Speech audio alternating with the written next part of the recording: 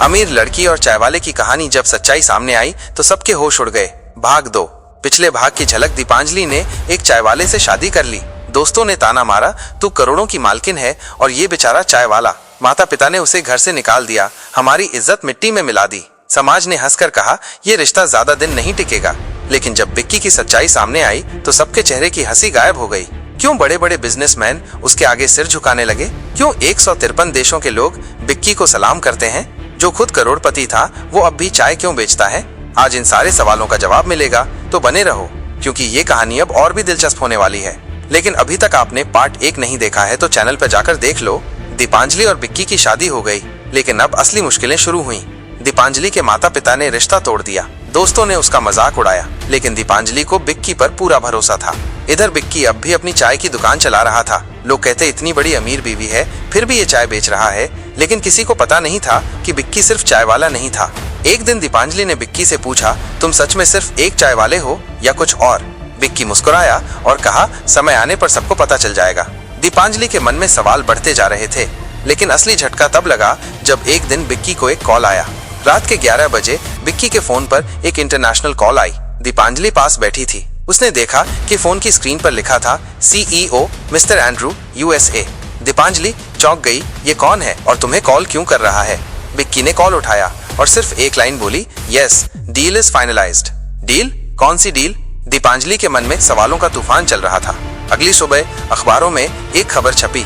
भारत के छोटे गांव से आए युवा ने अमेरिका की सबसे बड़ी कंपनी के साथ 1000 करोड़ की डील साइन की।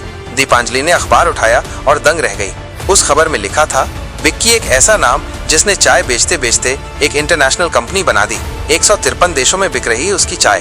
बड़े बड़े बिजनेसमैन उसकी स्ट्रेटेजी सीखने आते हैं। अब दीपांजलि को सब समझ आ गया था। विक्की की कहानी कैसे उसने ये सब किया। विक्की सिर्फ एक चाय वाला नहीं था, उसके पास बिजनेस की गहरी समझ थी। उसने अपनी चाय को विक्की टी ब्रांड के रूप में खड़ा किया। धीरे धीरे उसकी चाय 153 देशों में एक्सपोर्ट होने लगी। और जब अमेरिका की कंपनी ने देखा कि भारत का एक छोटा सा लड़का दुनिया में अपना नाम बना रहा है, तो उन्होंने खुद उसे डील ऑफर की। तो तुम ये सब पहले से जानते थे? दीपांजलि ने हैरानी से पूछा। हाँ, लेकिन मैं चाहता था कि लोग मुझे सिर्फ पैसे से नहीं बल्कि मेरे काम से पहचाने। विक्की ने मुस्कुराते हुए जवाब दिया।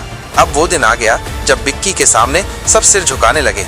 अब वो लोग जो विक्की का मजाक उड़ाते थे उससे बिजनेस टिप्स मांगने आए। दीपांजलि के माता पिता, जिन्होंने उसे घर से निकाल दिया था, अब अपनी बेटी से कहने लगे, हमें माफ कर दो, हमसे बहुत बड़ी गलती हो गई। और दोस्तों ने जो कभी हंसकर कहा था, बेचारा चाय वाला, अब खुद विक्की की कंपनी में नौकरी मांग रहे थे। अब सबसे बड़ा सवाल, विक्की अभी भी चाय क्यों बेचता है? जब विक्की अरबों का मालिक बन गया तब लोगों ने उससे पूछा, अब भी चाय क्यों बेच रहे हो? विक्की ने जवाब दिया, यही मेरी पहचान है। मैंने इसी से सीखा है कि बिजनेस कैसे चलता है। दुनिया मुझे करोड़पति कहे या नहीं, लेकिन मैं हमेशा चाय वाला ही रहूंगा। अगले भाग में अब विक्की क्या करने वाला है? अब विक्की की कंपनी कितनी बड़ी हो चुकी है? अब दीपांजलि और विक्की की लाइफ में क्या नया मोड़ आने वाला है? क्या विक्की अब अपने हेटर्स को जवाब देगा या फिर कुछ ऐसा करेगा जिससे उसकी कहानी इतिहास बन जाएगी? अगर इस कहानी के भाग 3 देखना चाहते हो तो कमेंट करके बताओ। भाग 3 कमेंट में लिखो और आपके वीडियो को लाइक करें और चैनल को सब्सक्राइब जरूर करें ताकि दिलचस्प कहानी है सबसे पहले आप तक पहुंचे। अभी के लिए आप सभी को धन्यवाद। जानने के लिए इंतजार कीजिए भाग 3 का। वीडियो को लाइक और शेयर करो